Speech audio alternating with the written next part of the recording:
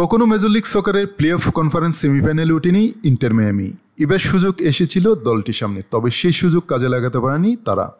শেষ মুহূর্তে Lionel Messi গোল করলেও ন্যাশভিলের কাছে 2 গোলে হেরে মাঠ ছেড়েছে মায়ামি। তবে এখন কনফারেন্স সেমিফাইনালে খেলার সম্ভাবনা রয়েছে মায়ামির সামনে। আগামী 8ই নভেম্বর আবারও মুখোমুখি হবে মায়ামি ও ন্যাশভিল। সে ম্যাচে জয়ী দল উঠবে পরের ধাপে। ন্যাশভিলের মাঠ জিওডিস পার্কে ম্যাচের শুরুতেই পিছিয়ে পড়ে মায়ামি। 9 মিনিটে পেনাল্টি থেকে গোল করে ন্যাশভিলকে এগিয়ে দেন স্যাম শারেস। বিরতির আগে লিড ব্যবধান দ্বিগুণ করেন ন্যাশভিল। 45 মিনিটে হানি মুখতারের কর্নার থেকে আসা বলে পা ছুঁয়ে জালে জড়ান জশ বাউয়ার। ম্যাচের শেষ দিকে গোলের জন্য মরিয়া হয়ে ওঠে মায়ামি। আর তাতেই 90 মিনিটে বক্সে ঢুকে জোরালো শটে বল জালে জড়ান মেসি। তবে এটিও শেষ রক্ষা হয়নি। 2 গোলের হার নিয়ে মাঠ ছাড়ে মায়ামি।